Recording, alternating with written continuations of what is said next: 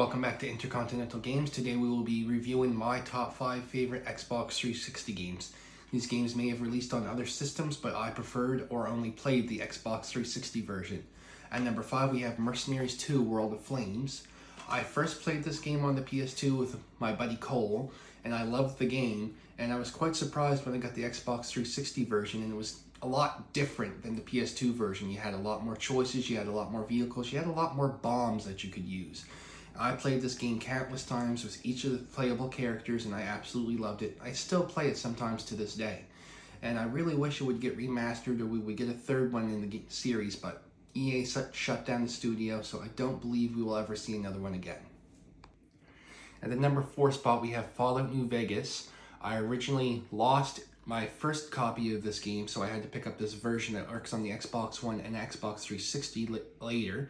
It is the Ultimate Edition, and the Ultimate Edition includes all the DLCs, which includes one of the best DLCs of all time, where you go to the moon and these robots take out all your organs and replace them with other parts. It is a pretty solid RPG. It still holds up to this day. It is largely considered one of the best RPGs of all time, and I really love the game. I probably will play it again after I make this video. At the number 3 spot we have Saints Row.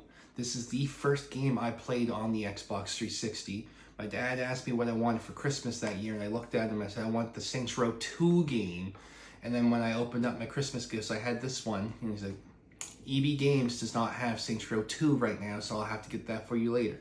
And in the meantime, I played this game and I absolutely fell in love with it. You play as an unknown gangster that just joined the 3rd Street Saints, and you're now trying to take over the city of Stillwater from the 3 other gangs.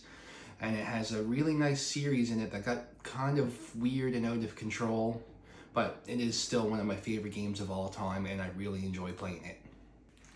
At the number 2 spot we have Red Dead Redemption. This is the version that came with Undead Nightmare. It is a reproduction copy, as I lost my original version. You play as John Marston and you hunt down what's left of the Vanderlyn gang because the government has kidnapped your family and is forcing you to do so.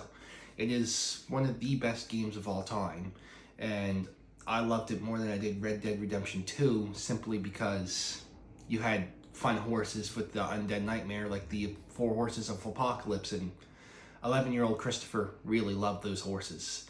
And at the end of the game, you play as John's son and take revenge for your father, so the cycle keeps repeating itself. I really hope there's a third one in the series where you either play as Sadie Adler from the second game or Jack Marston, John's son, and start the Prohibition era America, but I don't see that really happening anytime soon with GTA 6 happening. Now, before we get to the number 1 spot, I would like to ask you guys, if you like my videos, please like, subscribe, and share so I can continue to bring you guys fresh content. And now at number 1, you've probably noticed by now, all the other games were open world games, and that is a very nice trend with me because it is my favorite type of game. And about 70% of the games I own are all open world games. It's just what I prefer. But at number 1, we have Fallout 3. This is one of my favorite games of all time. I loved Mothership Zeta, and I loved just running around Megaton, disarming the nuclear bomb, helping the ghouls take over Tenpenny Tower, going to Rivet City and raising havoc there. I think I only really beat the game 2 times because I was just running around doing stupid stuff the entire time. Always getting the max level, but never actually finishing off the story.